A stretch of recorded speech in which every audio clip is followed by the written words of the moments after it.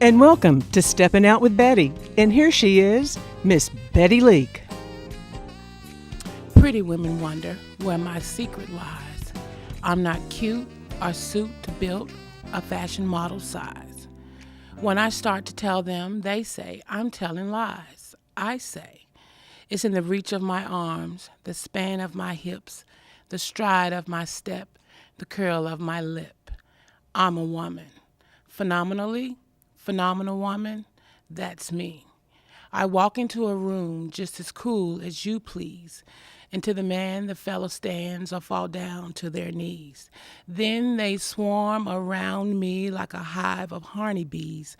I say, it's the fire in my eyes, the flash of my teeth, swing in my waist, the joy in my feet.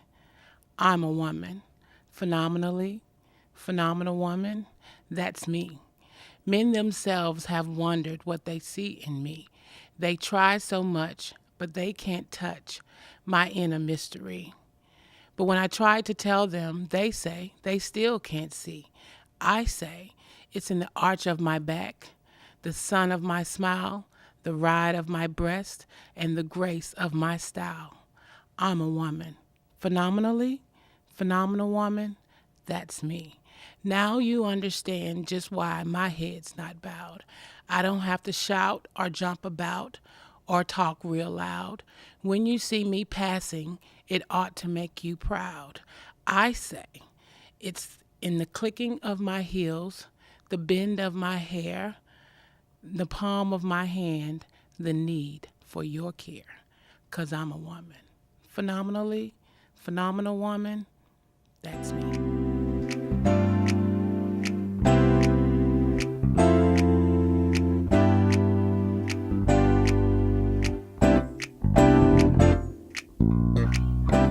Hi, welcome to Stepping Out with Betty. I'm your host, and today I was inspired to start this show because I think you guys are rocking it out.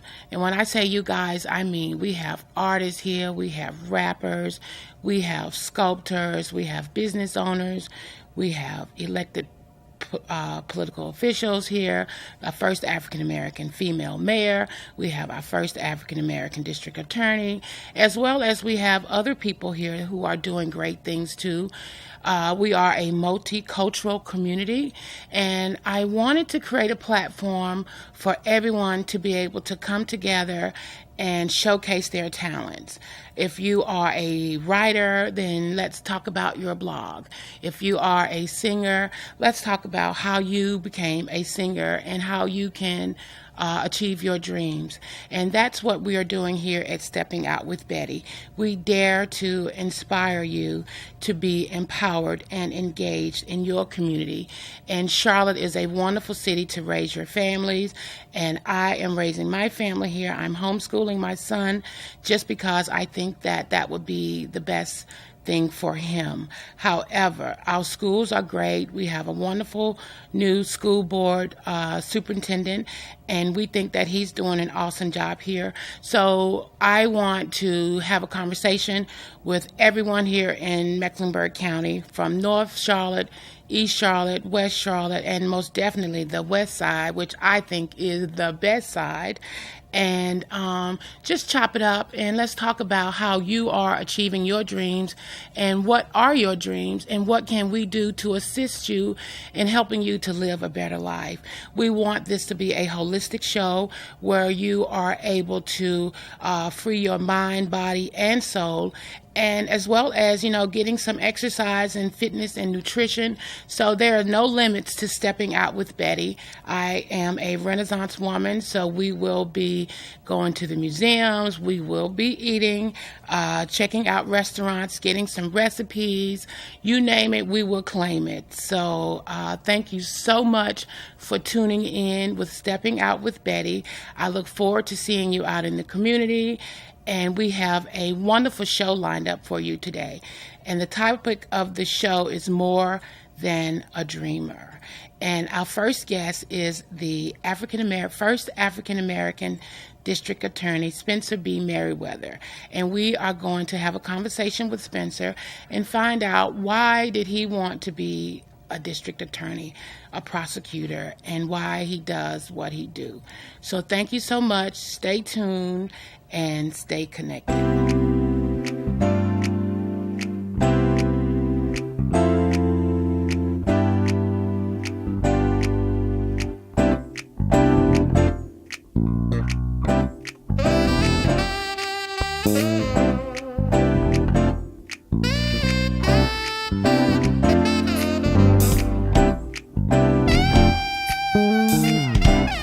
And welcome back to Stepping Out with Betty.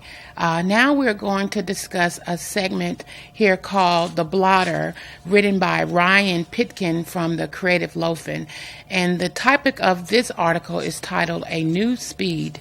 And this is a drug that had surfaced last week in the seizure of 24 pounds of drugs in southwest Charlotte in January. But it was a type of drug that raised eyebrows. According to the report, 6 4-pound packages of canthanine, or cat, was found in a business park on Serona Drive off Sharpton Road on January the 2nd. Cat is a stimulant that causes euphoria and excitement and has infamously been fed to child soldiers in Africa to keep them fighting for long stretches of time, although it is considered a Schedule I narcotic in the United States.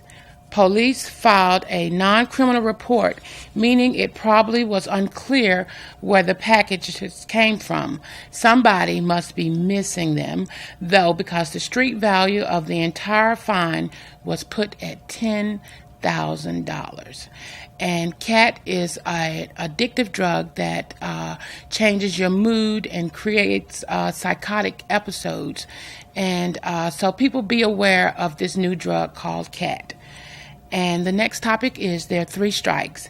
A 32-year-old man living in the Villa Heights neighborhood called police after he woke up on a recent morning to find that someone had made off with part of his fence. The man told officers at some point between 2 and 8 a.m. early July, an unknown suspect removed 3 sections of his backyard fence. In the most obvious statement of the week, the report reads, the victim, quote, the victim stated that the removal of the fence caused damage to the fence. And all it is believed that the thieves vandals did $1,500 in damages. And moving on to the next segment in this article by Ryan Pitkin was titled No Takebacks. A 57-year-old North Charlotte man filed a non-criminal report last week just to make sure he had it on record that he tried to pay his taxi fare. The man told officers that he didn't have enough at the time of his fare that night, so he wanted to set up a meeting with the cab driver at 10 a.m. And the next morning on Central Avenue, the man called police to let them know that the taxi cab driver didn't show up and that he wanted to pay his fare in the event that the taxi cab driver noted that he skipped out on his fare. And we have one more article that I thought was of interest titled Ghost Rider. Someone in East Charlotte might have been doing their best Nicolas Cage impression recently, or maybe just wrecked their dirt bike and got away cleaner than the guy in the incident previously described. According to the report, a woman called 911 after she was driving down Camp Stewart Road and suddenly came across a flaming dirt bike in the middle of the road.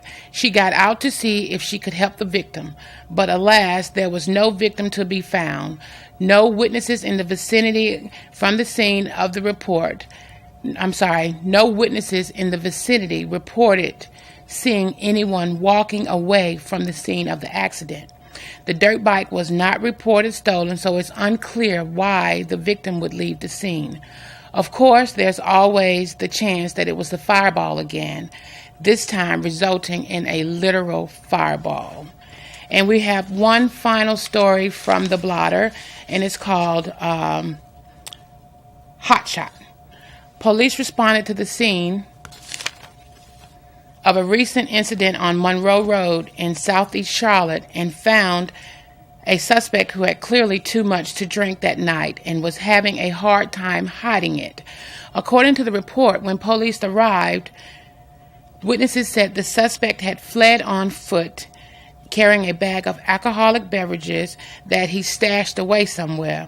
He apparently didn't get it all, though, because police still found an open bottle of Fireball cinnamon whiskey in the car. The man was showing all the signs of drunkenness, according to the report, but refused to take any tests or answer any questions, so he was taken to jail.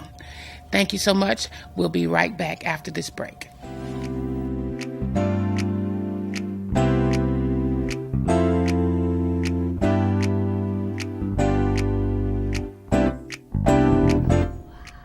Now, Spencer, tell me a little bit about your background.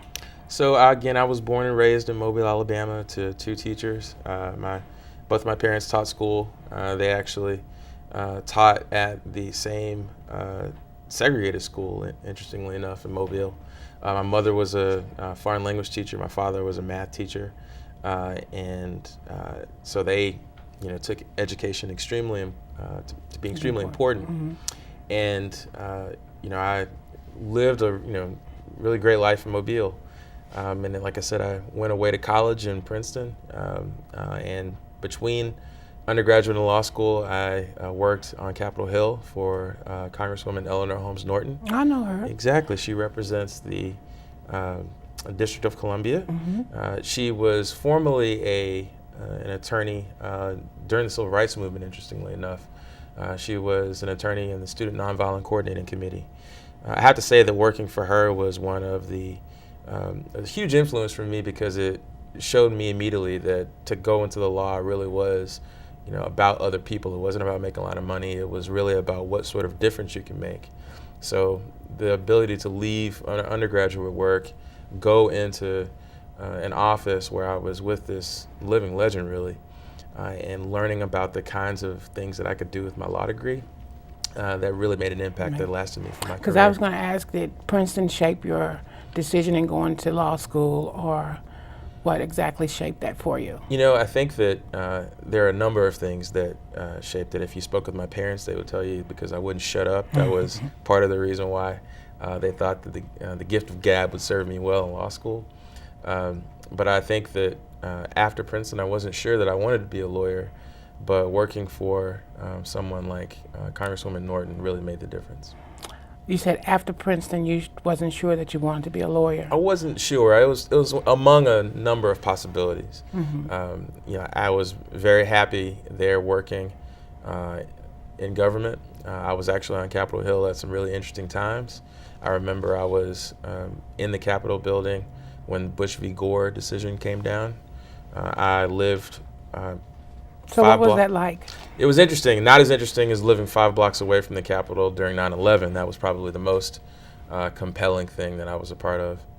And that you felt like you were in the midst of history. And obviously it wasn't pleasant history, but it was a powerful time to be in the nation's capital, impactful, through anthrax scares, through all sorts of things that were going on. The importance of government really kind of took hold for me. I know that when the September the 11th happened, a lot of the communities came together here and went into places of worship. That's right. Did they do the same thing there? I do even better. As a matter of fact, when I left the Capitol building by the order of the Capitol Police, because of what we still didn't know was going on, I passed by 3 churches, and I could see that there were ministers and priests who were dispensing prayer to every single person that went by. Wow. It was just, the danger was just that imminent. Obviously, only less than a mile away at the Pentagon, there had been a terrorist attack even there. Yeah, we had never experienced anything like that before. That's exactly right. So my next question would be, you talked a lot about civil rights and your parents growing up in segregated Alabama. Did that have an effect on your decision of becoming a lawyer? It did, and one of the things that growing up in, I think for any person that's grown up in the American South, where you really can walk the footprints of people who risk their lives for the kind of changes that we continue to see today. You realize you can't take anything for granted, that every single right and privilege that we have is not just given to us, but really earned by people, and you can't take that for granted. So when I think about the importance of voting, when I think about the importance of and the significance of taking part in education, when I think about the importance of access to jobs, when I personally think about the importance of having a justice system that serves everyone, I have to think back and realize that someone earned that for me, and that continues to be important. And you ran on a platform of justice that we can trust. That's exactly right. What does that mean? Justice we can trust means exactly that every single person who walks into the courthouse needs to believe that they're going to be dealt with fairly. Now, obviously, justice is determined by facts, law, and evidence. And so those things may not work out in a way that please us, but we should all have an expectation that we should trust in the outcome, and that the outcomes aren't based on how much money you have in your pocket, aren't based on what you look like, aren't based on what zip code you live in, but are based on the fact that you have equal rights with every single person who interacts with the system. And not alternative facts. That's exactly right. But facts that are That's exactly right. legitimate, verified, that we can't just make up and say and do whatever we want to do. Well, I'm held to a standard as a prosecutor. I have to prove my case beyond a reasonable doubt. That's the highest burden in the law. Sometimes even that burden is so high that it doesn't necessarily give us the outcome that we would like. But we always know that is an outcome and that is a burden that insists upon fairness. And again, that's equal justice under the law. And also, I've noticed that you did a lot with the drug offenders court, and then sexual assault victims. How did that happen? Well, it's interesting you mentioned both of those things, because I think both of those subject matters are things that really you're trying to make sure you're being of service to people. In the area of drug treatment, realizing that someone is suffering from the disease of addiction, that's not someone that you are trying to criminalize their behavior, but what you are trying to do is steer them through the justice system in such a way that you are dealing with the underlying cause or whatever crime that they've committed. Was that a novel idea that you presented, or? Oh no, this is me following 30 years of progress that's been made in this county. I'm happy to have had exposure to that, because I think that does help frame the type of work that I do and what my approach to the justice system is.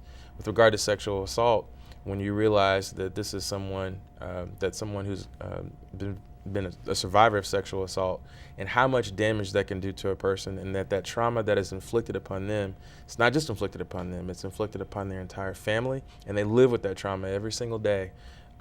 That is really motivating for me to make sure that we're fighting hard and working on behalf of those survivors who really need our help. And is that why you are on the board at Safe Alliance? It's certainly one of the reasons I'm on the board in Safe Alliance. Early in my career, I was steered into work involving violence against women. So much of the focus of my career as a prosecutor has been on domestic violence and sexual assault. Knowing the great work and seeing firsthand the great work as advocates, as well as pure service providing that they do at Safe Alliance, was made it clear to me that this is an organization that I wanted to support wholeheartedly, which is why I serve on their board. Awesome. And while you are prosecuting sexual assault victims, what type of care does the DA give the women? So when I prosecute sexual assault crimes, I'm trying to make sure that I'm there for those survivors. And the law and the evidence are, I often say that they're very cold. All of the emotion that we want to tie up into those cases, because we know how important they are, that doesn't absolve me, it doesn't free me from my responsibility of proving the case beyond a reasonable doubt and making sure that I'm protecting the rights of the accused. That's something that doesn't get talked about a lot with regard to criminal prosecution. That I have, certainly I have to fight on behalf of victims and survivors, but I also have a responsibility to make sure I'm not violating anybody else's rights. And so kind of navigating that balance is a challenge. Again, the jury system being the way that it is, the outcomes aren't always what we would like. But every survivor has our commitment that we're going to fight as hard as we can to bring them justice. So, so individuals that are accused have rights, but what about people who bring up charges against individuals that are not found to be true? Let's say I say you assaulted me, but you really didn't assault me. How do you guys prosecute that? Well, the responsibility of a prosecutor under our rules of professional conduct, we have to make sure that we have evidence to go to trial to meet that burden of proof beyond a reasonable doubt. If I think I can't meet that burden, I am barred from proceeding in that case. The North Carolina State Bar says, and quite frankly, every bar in this country says that I can't proceed in that case if I don't think I can meet my burden. So that's the first test. That's the first way that we can screen and make sure that we are only proceeding in those cases where we think we can actually prove it and where we think that there is just cause to proceed further. Okay, now tell me, what do you do as a DA? As a DA, my job, first and foremost, is to be a minister of justice and a minister of truth. Again, not just convict people, not send people to prison. Certainly that would be some of it, quite frankly, to hold people accountable. But it's above all to make sure that justice is served. And sometimes that means sending someone to prison. Sometimes that means dismissing a case.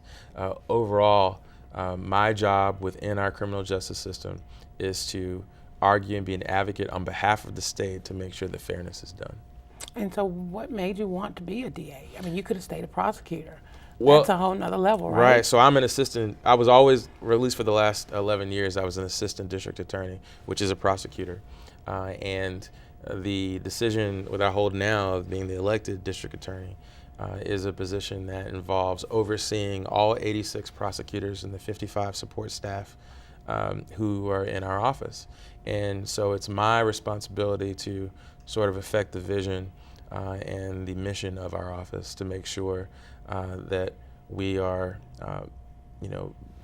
building a criminal justice system that, again, serves everyone. There's something exciting about that possibility, and that's why I sought that job. Okay, so I've been watching Suits. Okay. I know this is not the same thing. I have to admit, I don't watch Suits. I don't watch Suits, but I hear you. So is it sort of like a managing partner where you oversee the prosecutors, make sure they're trained properly? I've often said that I am the managing partner of the 4th largest law firm in Charlotte. Okay, awesome. And so now with that being said, how do you manage your personal life from your professional life? We're going to figure that out. We're going to figure that out. So you're learning as you go. Learning as I go. I call it walking on water. Exactly. Awesome. So changing gears, I noticed that you were an 8th and 9th grade confirmation teacher. Mm-hmm. What exactly is a confirmation teacher? So a confirmation teacher, basically when you have young adults, I call them young adults, but young people in my church, I attend St. Peter's Catholic Church, who are looking to sort of achieve a level of adulthood within their church. They have a number of instructors who are trying to guide them along a particular path. And so that's been something that's been extremely important for me, because when you teach others about faith, it also reinforces my own faith. And I can tell you, when you have to make the types of decisions that I have to make on a daily basis involving people's life, liberty, and property, it is a great thing to be reminded of the tenets that make you who you are. So, teaching someone about grace, teaching someone about charity, teaching someone about love, those are all things that it certainly serves me well. Teaching someone about mercy are all things that serve me well in the work that I do. So what are your tenets that you think that gives you your character? Again, recognizing, and even through the tragedy that I see in the work that I do, recognizing grace when I see it, realizing that mercy has to be a part of the way I interact with people, realizing that at the center, all we really want to do is live in peace and love. That has to be true for all of us, and I need to be making sure that I'm fighting for that every single day. Awesome. So how many hours a day do you work? Oh, well, we'll see how the day goes. But I think I'm let's just not put a number on it. What time does the day start? Day starts when I walk my dog at 5:30 in the morning. Wow. So do you exercise? We're trying. Okay. We're trying to get there. Do you jog, or what do you do? Swimming is a common exercise for me. Yep. And how long do you swim? About an hour? It depends. Depends how much time I have. But an hour would probably be pushing it a little bit. Okay. Not quite that long. Do y'all have y'all own little private workout area? Oh, not at all. I'm a proud member of the YMCA. Oh, okay. I'm a member of the Y too. There you go. Which one you attend? I attend them all. I got a Okay. Metro membership, so Yeah. I go to the Dowd Y. Okay, But excellent. now they're under renovation, Right. so Right. that cancels that. Exactly. Okay. So I think my next question could be, I don't know. What do you think my next question should be? What's next? Well, as far as what's next, at least in the DA's office, it is important for us to make sure that we are doing what we can to fight for victims. And for me, that involves pursuit of a family justice center in Mecklenburg County, trying to make sure that we have some place that not just survivors of sexual violence, family violence, child violence, have a place where they can receive assistance, but also their entire families can. And I was talking earlier about how we deal with trauma, that trauma just doesn't impact that one survivor, but impacts the entire family. If you think about the people who are more likely to commit acts of child violence and sexual violence and domestic violence, it usually is going to be people who saw that and witnessed that kind of violence in their own childhood. Wow. So we can figure out how to make sure that we're treating the children of survivors where they see that, where they're exposed to that violence.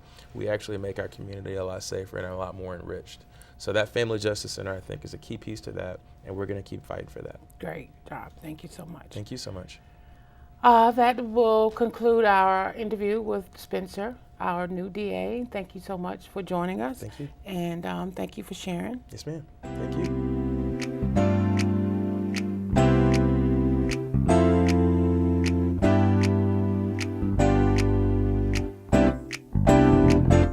Welcome back to Stepping Out with Betty. And I have one more segment that I want to discuss with you. And this is a segment in the Creative Loafing called Weird News.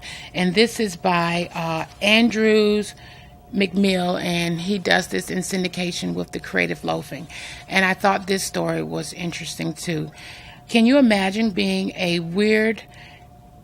rock and roll lifestyle, a weird in-air experience for passengers traveling from the Canary Island in Spain to the Netherlands on May 29th ended tragically. The Transylvania flight was forced to land in Faro, Portugal, after passengers began fainting and vomiting in reaction to the overpowering smell of another passenger. 58-year-old Russian rocker Andrei Suslin, quote, "It was like he hadn't washed himself for several weeks," Belgian passenger Pite Van Hout said. CBS News reported that Suslin had sought medical attention in Spain and was given antibiotics for an ordinary beach infection, close quote. Taken to a hospital in Portugal, his condition deteriorated and he was diagnosed with tissue necrosis. Doctors induced a coma and performed several surgeries, but his wife reported on Facebook page that he died on June 25th.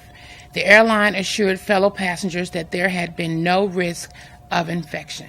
Can you imagine being on a plane with someone who smelled horribly and you thought that, oh my God, he just needs to go and take a bath, and then come to find out that they actually have a disease called tissue necrosis, and that's where your tissues are dying. And so I read that story just so that we as people can be a little bit more sensitive to others' needs. And before we reach out and judge them, let's ask questions as to why or how this happened. And maybe that will give them a little bit more empathy in dealing with their situation, and we won't be so judgmental.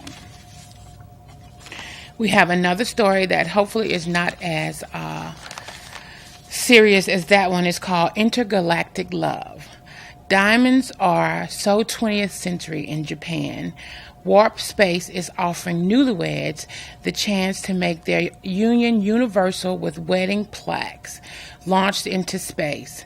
According to the United Press International, the startup company founded by faculty members from the University of Tsukuba will print a titanium plate with the names of betrothed and put it along with a few hundred other plaques in one of a series of small cubes to be released into space from the International Space Station.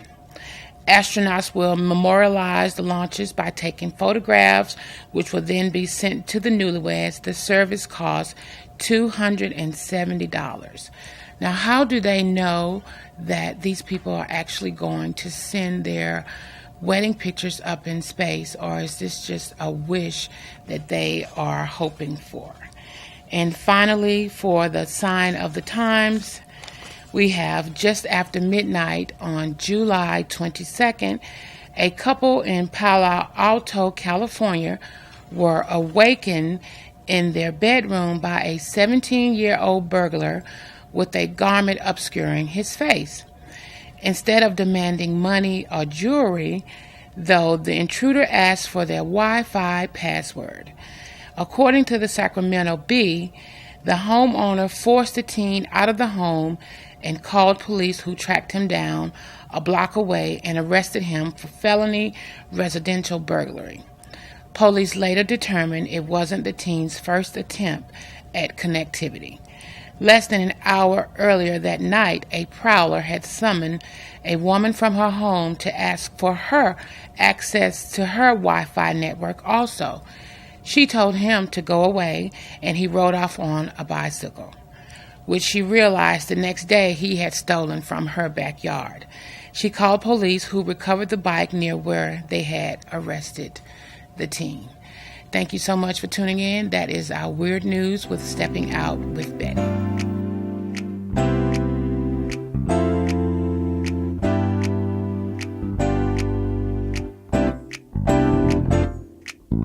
Thank you so much for joining us. I'm here with Mr. Bazil at Mert's Heart and Soul, and he is going to prepare for us a salmon dish.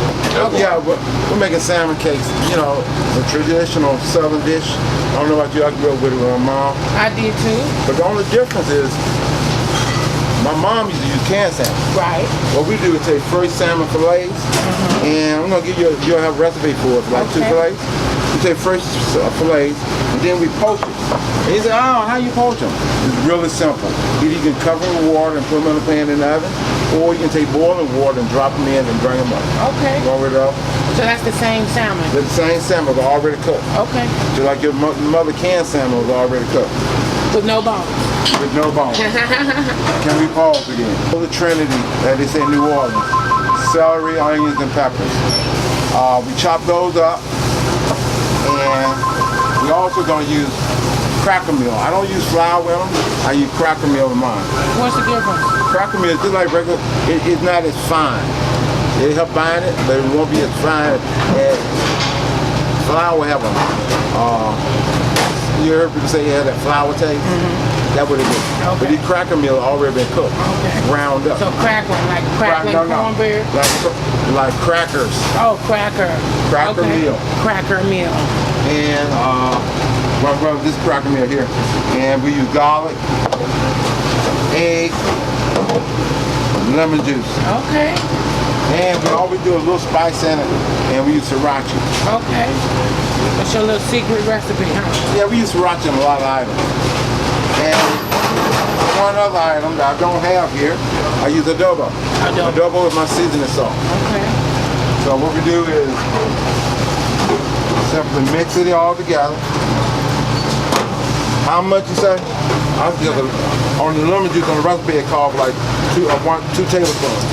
So you know that by eye? Yeah.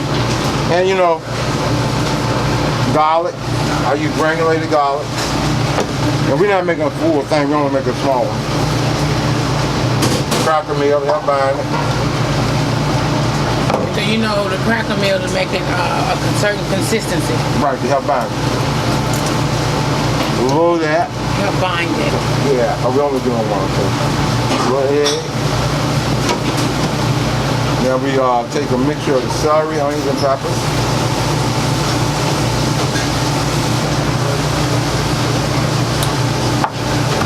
Mix that in. And I do everything by hand. So you mix it by hand, just like your mama used to make it with hand. Now, if it seems a little too loose for you, which that one does, add a little more cracker meal. What made you decide to use the salmon steaks instead of the regular one out of the can? Fresher taste? Story. When me and my wife, before we opened up, we went to Bank of America, corporate dining room upstairs. The chef came out. Oh, this crab cakes are the best crab cakes. You know, you gotta make the greatest crab cakes. So I tasted them. I said, they're okay. I said, you know what? I can make them as good. And then I told him, I was thinking, I said, I'll do something. We hadn't opened a restaurant. I said, we ought to do something like that at the restaurant. I said, but I want to do crab cake to make it that expensive. I said, I know I do fresh salmon. That's why I got that different. Okay. I had no idea they were going to be on the menu until I had lunch that day. And then you tasted it? I tasted his, but that made me think of salmon cakes. Okay. And so what did you make with it? What do you serve it with? Salmon cakes and what? Salmon cake, our salmon cake comes with two sides. But we serve all our seafood with remoulade sauce. Remoulade sauce? Yeah. And our remoulade sauce is lemon juice, blackened and seasoned, onion. Okay. So we make a patty like this.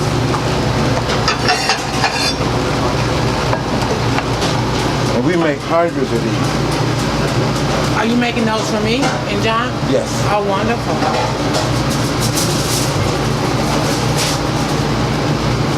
Pat it out.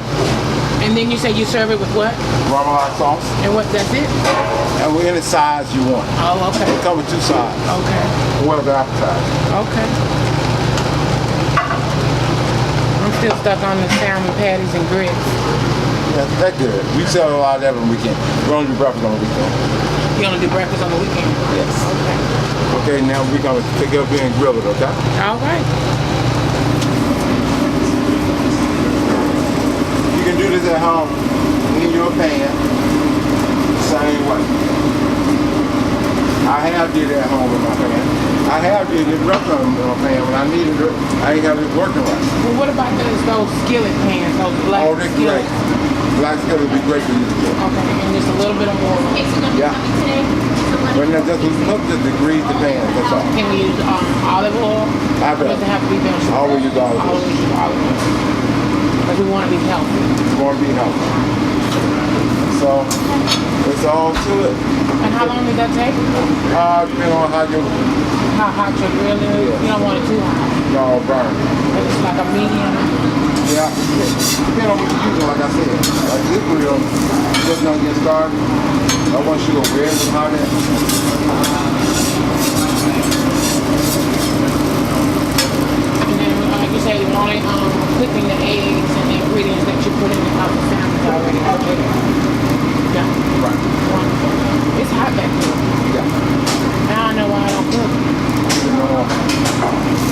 Y'all can't have no air conditioning? Don't.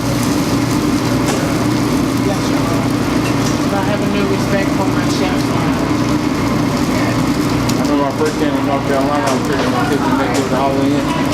With my wife, it's great, they got air conditioning. They never done a kitchen that has air conditioning. Now, where's your wife? You and your wife live together, right? Yeah, she don't work in the restaurant anymore. She uses herself in the house and goes to the checks. But when we first started, she was here with me. That's awesome. Well, thank you so much for doing that. I can't wait to taste it. I love salmon patties. I'm ready to get this. Well, I didn't put no double on it that time. So no double gonna be what's gonna tell us what. So you got no salt. Okay. I probably don't need salt anyway.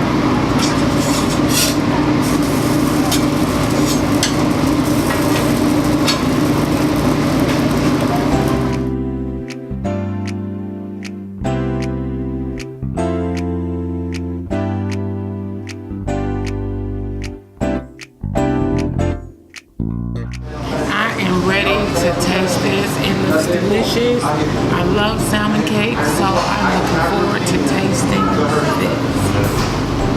I didn't really I wasn't even living out. Last year was supposed to be their revival year, wasn't it? Yeah, it is like Yeah, it was here, but Yummy, yummy.